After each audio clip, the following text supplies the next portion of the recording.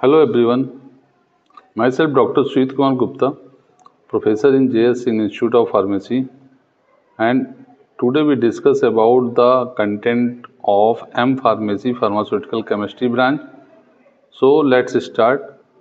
Dear student, जैसा आप सभी जानते हो कि जब भी हम ऑनलाइन मटेरियल ढूंढते हैं तो एम फार्मेसी के बहुत ही कम कंटेंट आपको मिलते हैं पढ़ने के लिए, समझने के लिए, देखने के लिए।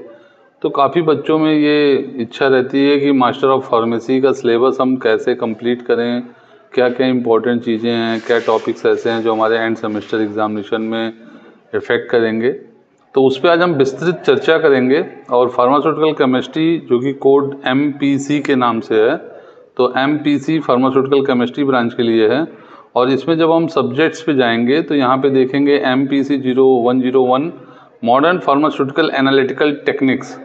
तो ये जो सब्जेक्ट है ये बेसिकली आपका एनालिसिस का पार्ट है, और इस सब्जेक्ट में हम सारी डिटेलिंग देखेंगे। तो एनालिसिस जो आपने फर्स्ट ईयर में pharmaceutical analysis first, then 7th sem में आपने पढ़ा है मॉडर्न एनालिटिकल टेक्निक्स, तो उसी से कोरिलेट करता है। इवन इसमें काफ़ी चीज़ें ऐड की गई हैं जिनको आपको डिटेल में पढ़ना होगा। तो एम फार्मा के दौरान जब भी आप इस सब्जेक्ट का स्टडी करेंगे तो बेसिक आपका जो 7th सेम में एनालिसिस पढ़ाया गया है उससे काफ़ी आपको हेल्प मिलेगी, क्योंकि बेसिक कॉन्सेप्ट जो प्रिंसिपल इंस्ट्रूमेंटेशन है या एप्लीकेशंस हैं वो आपको सिमिलर होंगी, लेकिन कुछ कंटेंट जो एक्स्ट्रा ऐड किए गए हैं। और यहाँ पे आप देखेंगे इंटरनल असेसमेंट सारे सब्जेक्ट्स के 25 मार्क्स के हैं, और जो आपका एंड सेमेस्टर होने वाला है वो 75 मार्क्स की थ्योरी रहेंगी, और टोटल मार्क्स आपके 100s में आएंगे। तो जो सेकंड सब्जेक्ट्स है वो एडवांस ऑर्गेनिक केमिस्ट्री है, थर्ड आपका मेडिसिनल केमिस्ट्री है, एडवांस मेडिसिनल केमिस्ट्री MPC 103, और फोर्थ सब्जेक्ट आपको जो देना है थ्योरी के अंदर तो केमिस्ट्री ऑफ नेचुरल प्रोडक्ट। तो ये एक स्पेसिफिक चीज़ है कि यहाँ पे आपको फर्स्ट सेमेस्टर के अंदर सिर्फ 4 सब्जेक्ट के थ्योरी पेपर देने हैं, और आपका सिर्फ और सिर्फ एक प्रैक्टिकल सब्जेक्ट होना है, दैट इज MPC 105P, जो कि 150 नंबर का टोटल होता है। और इस एक सब्जेक्ट में आपके लगभग चारों सब्जेक्ट के प्रैक्टिकल ऐड होते हैं। तो जो बी फार्मेसी में आपका प्रैक्टिकल सब्जेक्ट होते हैं वो इंडिविजुअल होते हैं, कि सपोज दैट वहाँ पे आपको केमिस्ट्री पढ़ाई जा रही है तो मेडिसिनल केमिस्ट्री का अलग प्रैक्टिकल है, कोलॉजी है तो उसका अलग प्रैक्टिकल है, कोग्नोसी है तो उसका अलग प्रैक्टिकल है। लेकिन एम फार्मेसी के दौरान आप जब करेंगे तो यहाँ पे फर्स्ट सेमेस्टर में आपका एक ही प्रैक्टिकल होगा, और वो 150 नंबर का होगा, और इसी में आपके सारे सब्जेक्ट होंगे। मीन्स नंबर ऑफ प्रैक्टिकल इसमें बढ़ जाएंगे। अभी हम इस पर भी विस्तृत चर्चा करेंगे। देन सेकेंड सेम में जब हम जाते हैं तो देखते हैं कि अगेन दोबारा एडवांस स्पेक्ट्रल एनालिसिस फिर से आता है। तो बिल्कुल यही सब्जेक्ट है MPC 101 जैसा ही जो MPC 201 है, और ये एडवांस स्पेक्ट्रल एनालिसिस इसमें और हाइफिनेटेड टेक्निक ऐड हो जाती हैं, कॉम्बिनेशन टेक्निक ऐड हो जाती हैं। तो इनके बारे में भी डिटेल में चर्चा करेंगे। एडवांस ऑर्गेनिक केमिस्ट्री सेकंड आती है, यहाँ पे एडवांस ऑर्गेनिक केमिस्ट्री फर्स्ट थी। नेक्स्ट एक नया सब्जेक्ट जो कि आपका एक यूनिट था बी फार्मेसी के दौरान, कंप्यूटर एडेड ड्रग डिज़ाइन, ये पूरा एक सब्जेक्ट है यहाँ पे mention.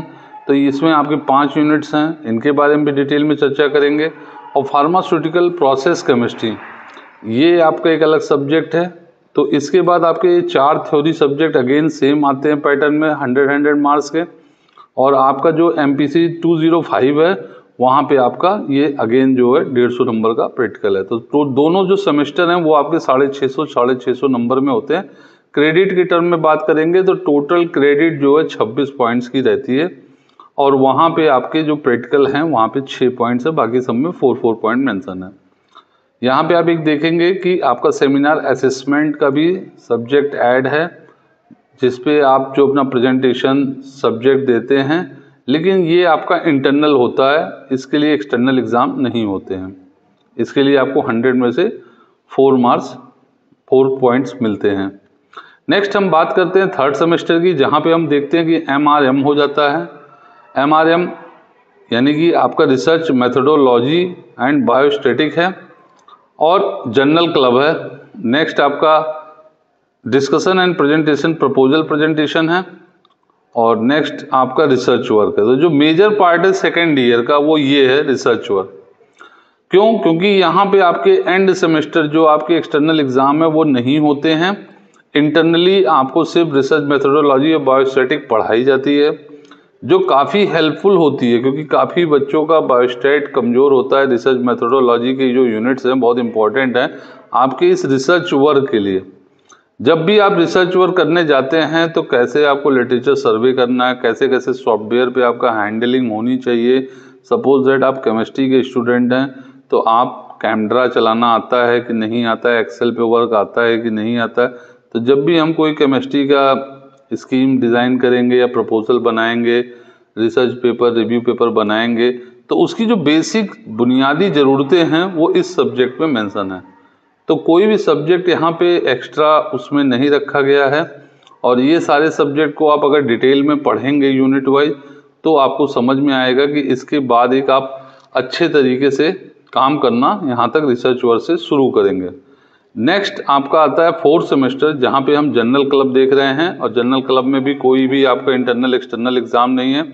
Discussion presentation proposal presentation है, इसमें भी कोई एग्ज़ाम नहीं है, और आपका सीधा जो है रिसर्च वर्क है, और रिसर्च वर्क के आपको 400 मार्क्स हैं यहाँ पे मेंशन, जो कि एक्सटर्नल हैं। और इस 400 मार्क का जो डिफेंस है, जो प्रेजेंटेशन है, जो थीसिस है, या जो आपके पेपर पब्लिकेशन है, या आपके जो कोई भी सेमिनार कॉन्फ्रेंसेस पेपर प्रेजेंटेशन है, ये सारी चीज़ों को मिला के टोटल आपका साल भर का जो वर्क है, जो भी आपने अपनी लैब में या कोई बाहर से आपने कैरेक्टराइजेशन कराया है या समथिंग आपने कोई भी प्रकार की हेल्प ली है किसी भी पर्टिकुलर माइक्रोबायोलॉजी फार्माकोलॉजी लैब से, CSIR लैब से, उन सब की चीज़ों का समावेश आपको इकट्ठा करके अपने रिसर्च को ऑथेंटिक बनाना। और यहाँ पे 400 मार्क्स में आप अपना 16 क्रेडिट पॉइंट के लिए 16 क्रेडिट पॉइंट के लिए डिफेंस में जाते हैं, और ये आपका एक सेकेंड ईयर का एक्सटर्नल एग्ज़ाम, यानी कि वाह्य परीक्षक कोई आएगा और वो आपका वाइवा लेगा, और वहाँ पे आप अपने इस पूरे काम को डिफेंस करेंगे, देन आपका यहाँ से डिग्री अवार्ड होती है। तो ये एक इम्पॉर्टेंट पॉइंट है कि जो पूरी मेहनत है वो ज़्यादातर थ्योरी का जो पार्ट है वो फर्स्ट ईयर में है डियर स्टूडेंट। सेकेंड ईयर में लगभग आप फ्री रहते हैं एक्सटर्नल एग्ज़ाम से, लेकिन ये बहुत टफ टाइम होता है। अगर कोई भी स्टूडेंट मन लगा के अपने पूरे काम को करता है, यहाँ से आपकी एक नया जन्म हो सकता है, नया उदय हो सकता है। आपको फॉरेन जाना है, आपको अच्छे पेपर करने हैं, आपने 3-4 इम्पैक्ट पेपर के 2-4 पेपर पब्लिश कर लिए, आपने गाइड की सारी बात समझ ली, गाइड के हिसाब से काम कर लिया, तो इस एक साल में आपका कैरियर जो है कहीं से कहीं तक पहुँच सकता है। और ऐसे मैंने बहुत सारे छात्र देखे हैं अपने 20 साल के कैरियर में, जिन्हों का बी फॉर्म बहुत ही सिंपल था, लेकिन अच्छे गाइडेंस और अच्छी मेहनत, अच्छी लगन, अच्छी परिश्रम की वजह से ये जो इन्होंने 400 नंबर में अपना अच्छा रिसर्च पेपर पब्लिश किया, अच्छे ऑथेंटिक जर्नल में किया, आप बेंथम में करो, एल्सवेयर में करो, आप नेचर में करो, किसी भी अच्छे जर्नल में करो, तो यहाँ से जो मोटिवेशन और मूवमेंट होता है, फिर वो बच्चा कभी भी रुकता नहीं है। वो फॉरेन की यूनिवर्सिटी में या समथिंग कहीं अच्छी जगह पे सेटल होगा, अगर समथिंग टीचिंग भी करेगा तो गुड क्वालिटी की टीचिंग करेगा। तो यहाँ पे आपकी सारी गलतियाँ जो है ख़त्म हो जाती हैं कि बी फार्म में आपने कम लैब किया, कोई सब्जेक्ट आपका कमज़ोर है, वो सारी गलतियाँ आपकी मिट जाती हैं। तो इस सेमेस्टर को आप हल्के में नहीं लेंगे, ये भी बहुत सीरियसली करने का है। नेक्स्ट हम बात करेंगे सब्जेक्ट वाइज पे। तो सबसे पहले देखेंगे pharmaceutical chemistry MPC first semester, जो कि फार्मास्यूटिकल एनालिसिस टेक्निक MPC 101 के नाम से है। बेसिकली हमने पहले बता दिया कि 7 सेम का जो एडवांस टेक्निकल एनालिसिस सब्जेक्ट था उससे कोरिलेट करता है, बिल्कुल वैसे ही जैसे वहाँ पे UB का मेंशन है। तो UB में देखिए इंट्रोडक्शन है, थ्योरी है, लॉज है, इंस्ट्रूमेंटेशन है। UV स्पेक्ट्रोस्कोपी के लिए choice of solvent, solvent effect, application of UV visible difference. तो ये लगभग आपका डेरिवेटिव स्पेक्ट्रोस्कोपी, ये लगभग वही आपका बी फॉर्म के सिलेबस को मेंशन कर रहा है। Application of IR spectroscopy and data interpretation, ये एक नया वर्ड ऐड हो रहा है। डाटा इंटरप्रिटेशन में हम क्या करते हैं, जो हमारी IR स्पेक्ट्रोस्कोपी है, जैसा कि आपने वहाँ पे देखा है कि डिफरेंट टाइप्स के जो फंक्शनल ग्रुप होते हैं वो डिफरेंट टाइप्स के पीक शो करते हैं, और उस पीक के थ्रू हम इंटरप्रिटेट करते हैं कि कौन सी OH की पीक है, कौन सी CCl की है या एरोमेटिक की है या COH की, डिफरेंट टाइप के फंक्शनल ग्रुप के लिए, तो उसका इंटरप्रिटेशन भी यहाँ पे सीखना अनिवार्य है, क्योंकि ये पूरा वर्क आपको रिसर्च में बहुत हेल्प करेगा। जब भी आप रिसर्च करेंगे तो वहाँ पे आपको डाटा इंटरप्रिटेशन आना चाहिए। तो यहीं से हम पढ़ना और सीखना शुरू कर देते हैं। ये बी फॉर्म में अवॉइड किया जाता है ज़्यादातर सिलेबस में। नेक्स्ट आपका स्पेक्ट्रोफ्लोरोमेट्री है, जहाँ पे हम characterise of drug that can be analyse by fluorometry, quenching, instrumentation, application लगभग सिमिलर है। NMR के केस में हम आएंगे तो यहाँ पे कार्बन 13 ऐड हो जाता है, कार्बन 13 NMR है, ठीक है ना।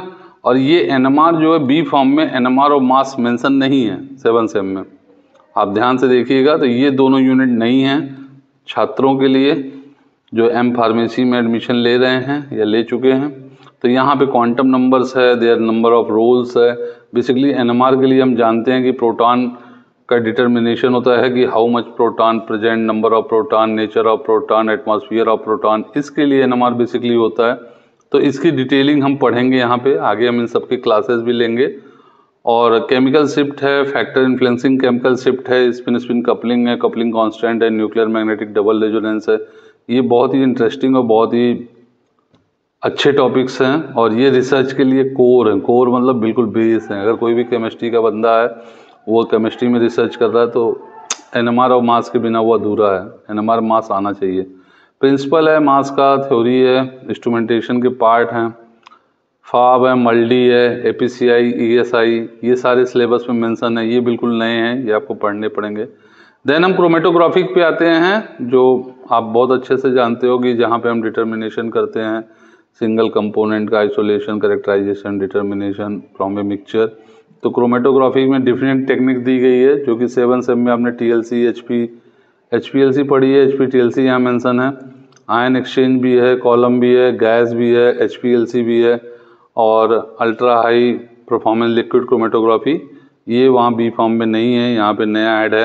एफिनिटी बी फॉर्म में ऐड है, जेल बी फॉर्म में है 7 सेम में। तो ये एक टॉपिक जो है यहाँ पे नया है, और ये कि बी HPTLC नया है। लेकिन होता क्या है डियर कि जब हम बी फॉर्म में पढ़ते हैं तो वहाँ पे हमने देखा था प्रिंसिपल, इंस्ट्रूमेंटेशन एंड एप्लीकेशन, ये लिखा होता है। यहाँ पे जब आप देखेंगे तो यहाँ पे लिखा है principle apparatus, instrumentation, chromatographic parameter, factor affecting resolution, isolation of the drug from excipient, data interpretation and application of the following. तो इस पे स्टूडेंट्स का कम ध्यान जाता है कि यहाँ क्या क्या चीज़ें एडिशनल TLC के लिए पढ़नी है, और उसको हम मिस कर देते हैं कि isolation of drug from excipient, data interpretation. तो इसको ध्यान देना है, और इस पे सब पे मैं ध्यान दिलाऊंगा बार बार आपको। तो जो भी स्टूडेंट जुड़े रहेंगे और लगातार लेक्चर लेंगे तो नोट्स और मटेरियल और डिस्कशन हम करते रहेंगे। इलेक्ट्रोफोरेसिस के टर्म में हम आएंगे तो यहाँ पे principle, instrumentation, working condition, factor affecting separation, application of the following. तो इलेक्ट्रोफोरेसिस एक एनालिटिकल मेथड है जिसके अंतर्गत हम paper, gel, capillary, zone, moving और आइसोइलेक्ट्रिक फोकसिंग, ये आपकी 6 टेक्निक है। जिन 6 टेक्निक को हम इस मेथड के अंदर पढ़ेंगे, डिस्कस करेंगे, डिटेल में देखेंगे, जानेंगे। बहुत ही इंटरेस्टिंग और बहुत ही ज़्यादा न्यूली डेवलप टेक्निक है, जो बहुत ज़्यादा आजकल यूज़ हो रही हैं। तो इलेक्ट्रोफोरेसिस को आपको बहुत डिटेल में जानना चाहिए। नेक्स्ट एक्सरे क्रिस्टलोग्राफी है, जिसमें हम प्रोडक्शन ऑफ एक्सरे से लेके Bragg's, rotating crystal technique, X-ray powder technique, type of crystals, application, X-ray diffraction की डिटेलिंग पढ़ेंगे और समझेंगे इसको। तो ये भी इम्पोर्टेंट है। इम्पोर्टेंट तो सारे यूनिट्स हैं यहाँ पे, और ज़्यादातर बच्चों की जो बैक है, सप्ली है, वो एनालिसिस में आने के चांसेस भी होते हैं। लेकिन जो स्टूडेंट रेगुलर पढ़ाई करेंगे, कि चीज़ों को समझेंगे, उनके साथ दिक्कत नहीं है। नेक्स्ट पोटेंशियोमेट्री है, जहाँ पे प्रिंसिपल, वर्किंग, आयन सेलेक्टिव और एप्लीकेशन ऑफ पोटेंशियोमेट्री है। इसका स्टार्टिंग पॉइंट आपने बी फॉर्म फर्स्ट ईयर में पोटेंशियोमेट्री वहाँ पढ़ते हैं, तो वहाँ पे मेंशन था, लेकिन वो इनिशियल स्टेज है। हम अब थोड़ा सा और हाई लेवल पे इसको डिस्कस करेंगे। नेक्स्ट थर्मल टेक्निक है। थर्मल टेक्निक में 3 टेक्निक इंपॉर्टेंट है। एक है TGA, ये देखिए थर्मल ग्रेविमेट्रिक एनालिसिस, दूसरा है DTA, डिफरेंशियल थर्मल एनालिसिस, और तीसरा है DSC, जो कि डिफरेंशियल स्कैनिंग टेक्निक है, कैलोरीमेट्री है। तो इनकी डिटेलिंग पढ़ेंगे, और ये बहुत अच्छी टॉपिक इसलिए भी हैं क्योंकि डियर स्टूडेंट, ये ना आपको सेकंड सेम में दोबारा रिपीट होने वाले हैं। हालांकि मैं इसके लिए लेटर भी लिखूंगा पीसीआई को कि ये 2 बार है, पर ये 2 यूनिट है तो बच्चों का फायदा है, एक बार अच्छे से पढ़ लो, दोनों सेमेस्टर में नंबर पूरे मिलने हैं। 16 नंबर 15 नंबर में ये क्वेश्चंस पूछे जाते हैं एग्जाम में, तो ये आपका एक कॉपीराइट है, समझ लो कि 2 बार आपको इसका एडवांटेज मिलेगा। हालांकि इसके कई टॉपिक हैं जो कॉमन हैं और जिनसे आपको बहुत हेल्प मिलती है सेकंड सेम के एनालिसिस में, और मैं अभी इसी समय आपको दिखा भी देता हूँ क्योंकि आगे और सब्जेक्ट का डिस्कशन हम रिपीट करके आ जाएंगे। तो इन दोनों का हम कंबाइंड स्टडी कर लेंगे कि इसी समय देख लेंगे इंट्रोडक्शन कि क्या है। तो स्पेक्ट्रल एनालिसिस जो MPC 201 है, जो सेकंड सेम का आपका पहला सब्जेक्ट है, उसके अंदर देखेंगे तो देखिए UV एंड IR आ जाता है, वुडवर्ड फिशर रूल के साथ आ जाता है, NMR spectroscopy 1, 2D, NOESY COSY HETCOR आ जाती है, मास आ जाती है, और थर्मल मेथड ऑफ एनालिसिस ये topic, introduction principle and instrumentation and application of DSC, DTA and TGA। तो ये 5th यूनिट का पहला पार्ट है in the subject of advance spectral analysis. और सेकेंड सेम में रमन, ये नया ऐड हुआ है, रमन स्पेक्ट्रोस्कोपी रेडियो एमिनो ये नया है क्योंकि ये फर्स्ट सेम में नहीं था। और ये स्पेक्ट्रोस्कोपी के बाद ये जो क्रोमेटोग्राफी टेक्निक्स हैं, इनमें से HPTLC कॉमन है, आयन कॉमन है, ये 2-3 टॉपिक कॉमन है। बाकी हाइफिनेटेड टेक्निक है, गैस के साथ MS का, गैस के साथ AAS का, लिक्विड क्रोमेटोग्राफी के साथ MS का, लिक्विड क्रोमेटोग्राफी के साथ IR का, NMR का, CEMS है यहाँ पे मेंशन। तो इन सब की डिटेल हम देखेंगे, लेकिन एडवांस स्पेक्ट्रल एनालिसिस और M.Pharm फर्स्ट सेमेस्टर में जो हमारा एनालिटिकल टेक्निक का सब्जेक्ट है, वहाँ पे ये 2 चीज़ें बिल्कुल कॉमन है। थर्मल टेक्निक्स यहाँ भी है मेंशन डिटेल में, और थर्मल टेक्निक के तीनों टेक्निक वहाँ भी मेंशन है, तो इस पे आप लोग ध्यान दीजिएगा। नेक्स्ट इम्यूनोलॉजिकल एस्से है, रिया है, एलिजा है, बायोलुमिनेंस एस्से है, तो इनको भी हम डिटेल में, वहाँ पे स्टार्टिंग में हमने माइक्रोबायोलॉजी में थोड़ा सा इसका स्टडी किया है, B फार्मेसी में, लेकिन यहाँ पे हम डिटेल में इसके बारे में भी जानेंगे। तो ये आपका मॉडर्न एनालिटिकल टेक्निक्स है, इनके कुछ बुक्स मेंशन है जो कि स्टैंडर्ड बुक्स हैं, और इनको आप रेफ़र कर सकते हैं, पढ़ सकते हैं। बहुत ही सस्ते बुक से पढ़ने का ट्रेडिशन चल चुका है, बहुत ही लो क्वालिटी के बुक्स सब मार्केट में अवेलेबल हैं।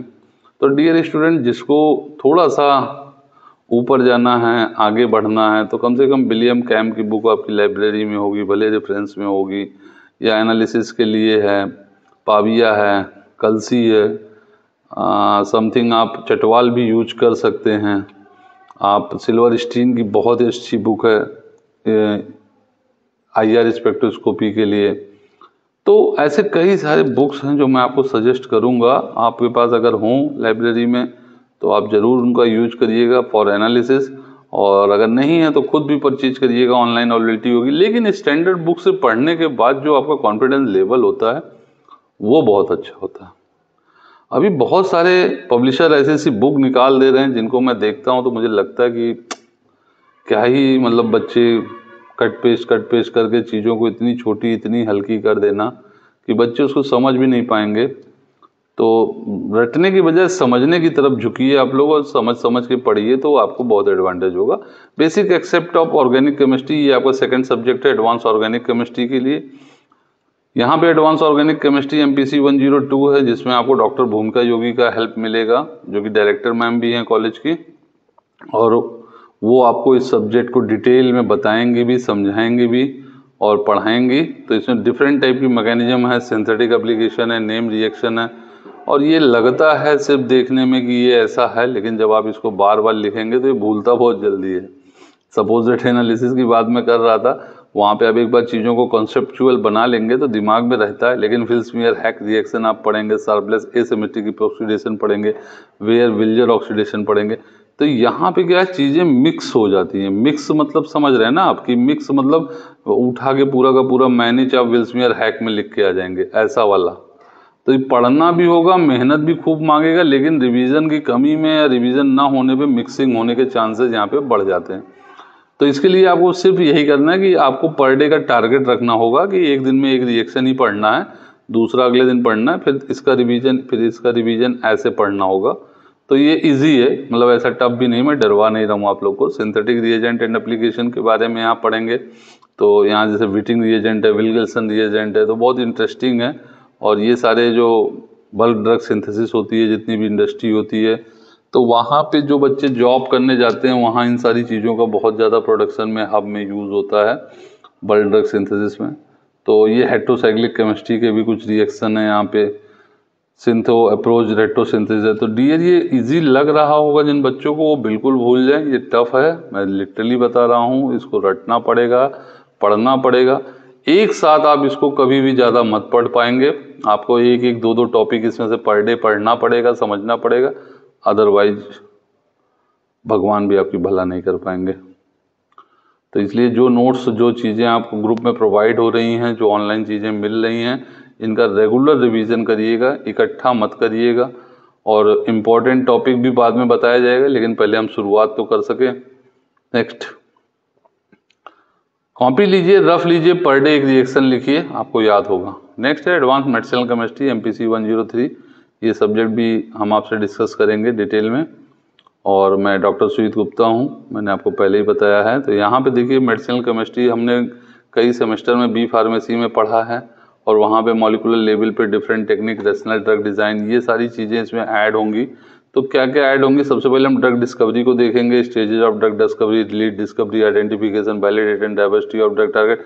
ये सारे टॉपिक जो हैं बेस हैं पूरे रिसर्च के पूरे सेकेंड ईयर का जो आपका रिसर्च होने वाला है।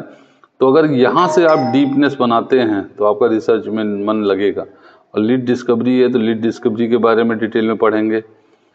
ये बायोलॉजिकल ड्रग टारगेट हैं, जिसके बारे में कोलॉजी में स्टार्टिंग में जब आपकी कोलॉजी आती है तो receptor type of binding, activation, theory of drug receptor interaction, drug receptor interaction, तो जैसे van der Waals forces, hydrogen bonding, covalent bonding, ये सारे टॉपिक यहाँ पे आएंगे। एगोनिस्ट, एंटागोनिस्ट, आर्टिफिशियल एंजाइम, तो ये कॉमन टॉपिक है, छोटे छोटे टर्म हैं जिनको एक्सप्लेन करना है, एग्जाम्पल सेट करना है और लिखना है एग्जाम में, और पूछे भी बहुत जाते हैं। ये pro drug design and analogue design है, जिसको आपने बायोफार्मास्यूटिक्स में पढ़ा होगा। प्रो ड्रग डिजाइन क्या होता है, कैरियर लिंक क्या है, बायो प्रिकर्सर क्या है, प्रो ड्रग फंक्शनल ग्रुप क्या है, pro drug improvement, patient acceptability क्या है, ड्रग सॉल्युबिलिटी ड्रग, तो ये 8 पैरामीटर आपको वहाँ बताए गए थे।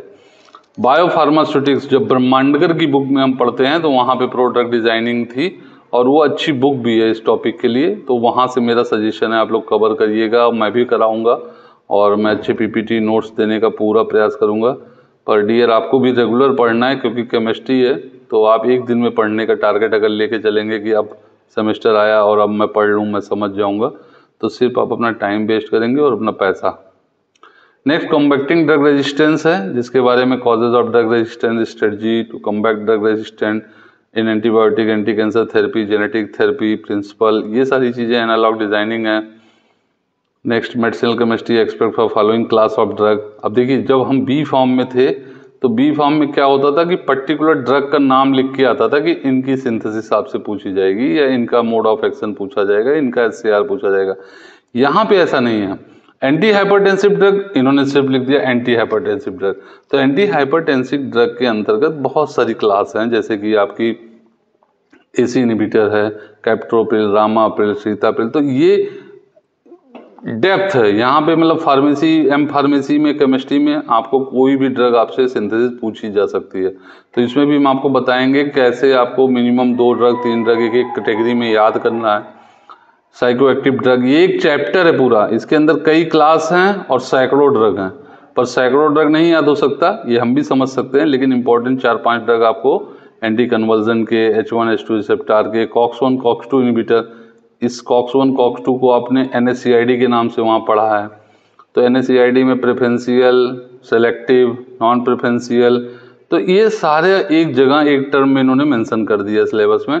बट आपसे ये पूछ कोई भी इंपॉर्टेंट रख सकते हैं, वो आपका एस्प्रिन भी हो सकता है, वो आपका पैरासीटामॉल भी हो सकता है, वो आपका निमोसलाइड, सेलिकॉक्सिब, रोफिकॉक्सिब, बल्डिकॉक्सिब, कुछ भी यहाँ पे आपसे पूछ सकते हैं। तो डियर आपको थोड़ा थोड़ा याद करना है, घबराना बिल्कुल नहीं है, मैं आपके साथ रहूँगा पूरे सेमेस्टर, बताता रहूँगा। एनर्जिक कोलिनर्जिक एजेंट है, एंटी न्यूप्लास्टिक है, एंटीवायरल एजेंट है, स्टीरियोकेमिस्ट्री एंड ड्रग एक्शन है।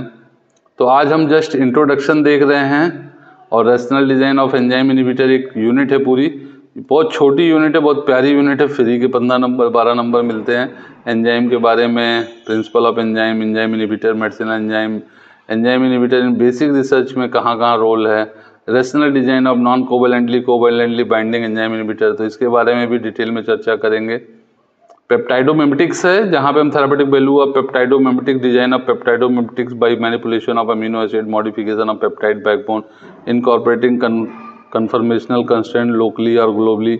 तो ये सारे टॉपिक हैं जो आपके मेडिक एम के सब्जेक्ट है, जिसमें एडवांस मेडिसिनल केमिस्ट्री बोलते हैं, MPC 103।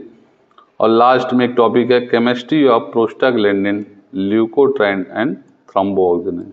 तो ये लगभग यहाँ से COX-1, COX-2, LOX-1, LOX-2, leukotriene, जब फिर लूकास, मॉन्टेलूकास, वहाँ से जो टॉपिक आता है ल्यूकोट्राइन की बात होती है, TXA2 की बात होती है, PGI2 की बात होती है, तो वहाँ पे इनकी पूरी केमिस्ट्री की बात होगी। तो इसको भी डिटेल में टॉपिक चर्चा करेंगे हम लोग।